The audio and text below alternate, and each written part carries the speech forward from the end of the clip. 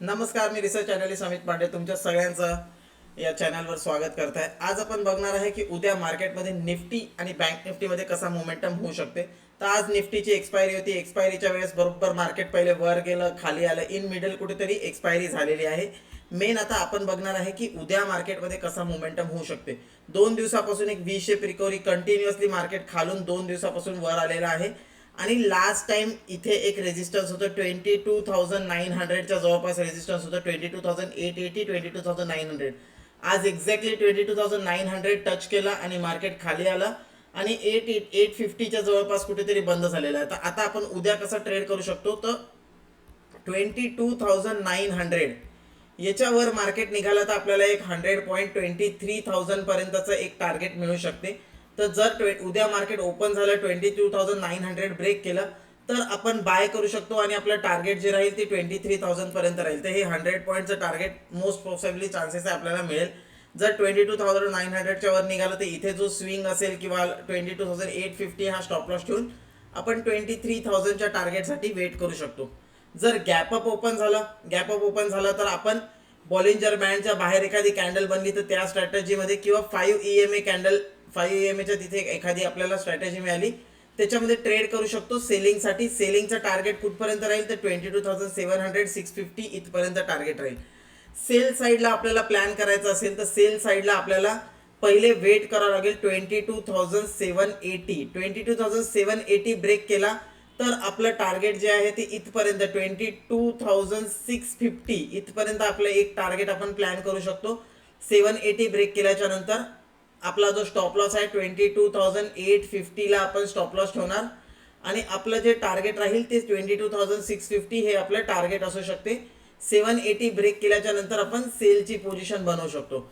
Bye कधी करणार आहे, बायची पोझिशन जर आपल्याला बनवायची आहे तर आपल्याला वेट करावं लागेल 22,900 हे ब्रेक केल्याच्या नंतर आपण बाय करू शकतो। स्टॉप लॉस जो आहे आपला राहील 22,850 याच्या खाली आपला स्टॉप लॉस ठेवणार आहे आणि टार्गेट जे आहे ते फर्स्ट टार्गेट आपलं 23,000 इतका आपण टार्गेट प्लॅन करू शकतो निफ्टीमध्ये। तर ही पॉसिबिलिटी बनत आहे।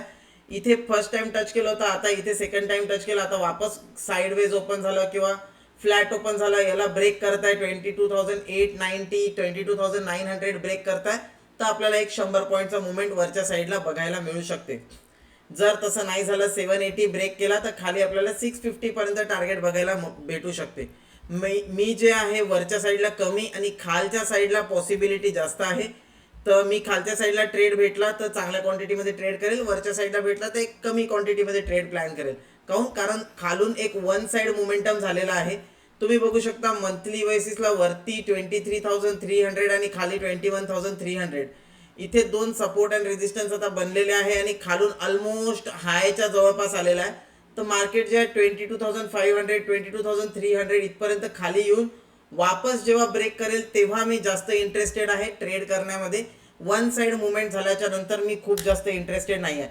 चला एकदा निफ्टी वापस आपण एकदा डेली कॅन्डल मध्ये बघून घेऊ। तर डेली कॅन्डल मध्ये आपण बघू शकतो निफ्टी तर ऑलमोस्ट हे 50% च्या वरती ब्रेक केलेला आहे, म्हणजे बाइंग मोमेंटम तर आहे।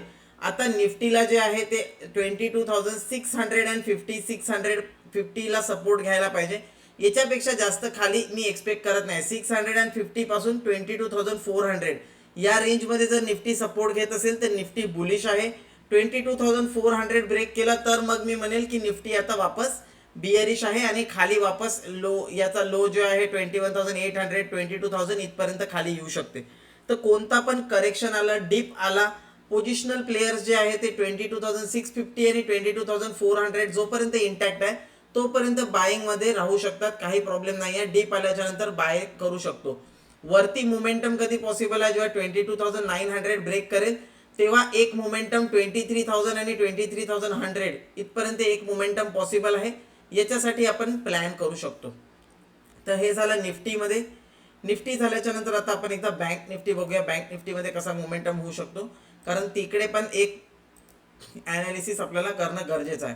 तर बँक निफ्टी आपण बघू शकतो, एक डेली चार्ट मध्ये पहिले बघून घेऊ।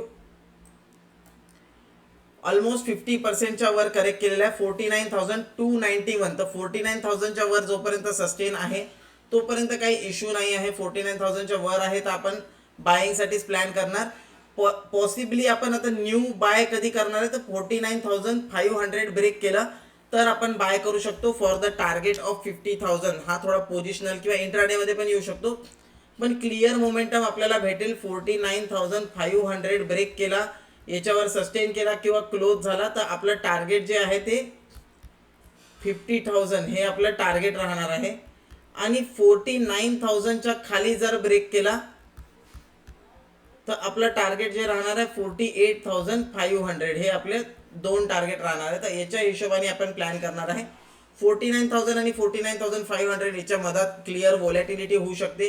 तुम्ही तसंही बघू शकता, इथे कंटिन्यू रेजिस्टन्स आहे आणि खाली जे आहे 49,000 इथे सपोर्ट पण आहे. तर याच्या मधात जर काही ट्रेड करत असेल तर व्हॉलॅटिलिटी होऊ शकते. 500 ब्रेक केला तर आपण 50,000, खाली 49,000 ब्रेक केला तर 48,500 हा आपण टार्गेट बँक निफ्टीमध्ये प्लॅन करू शकतो. एक 5 मिनिटाची कॅन्डल बघूया.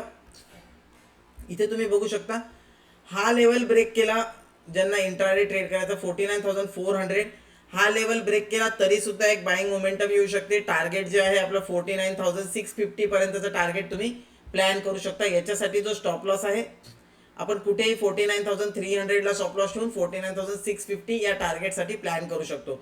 सेल जर करायचा असेल तर आपल्याला ही जी बुलिश कॅन्डल आहे याच्या खाली 49,200 याच्या खाली आल्यावर आपण सेल करू शकतो आणि 49,000 पर्यंत टार्गेट भेटू शकते. तर हे इंट्राडेचे लेवल्स राहतील बँक निफ्टीमध्ये.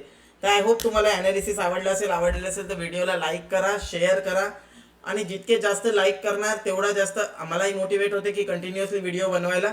तर मी एम करत आहे की या व्हिडिओवर कमीत कमी 100 लाईक्स येतील उद्यापर्यंत. तर व्हिडिओला लाईक करा, शेअर करा आणि शिकत राहा. सोबत ॲनालिसिस कसं वाटत आहे हे कमेंट करून सांगा. तुम्ही ट्रेड करत असाल तर नक्की मला कमेंट करून सांगा की वर्क करत आहे नाही वर्क करत आहे. अजून तुम्हाला काही इम्प्रूव्हमेंट पाहिजे असेल व्हिडिओमध्ये ते पण तुम्ही कमेंट करून शकू शकता. तर भेटूया उद्याच्या ॲनालिसिसमध्ये. तोपर्यंत बाय बाय, गुड नाईट.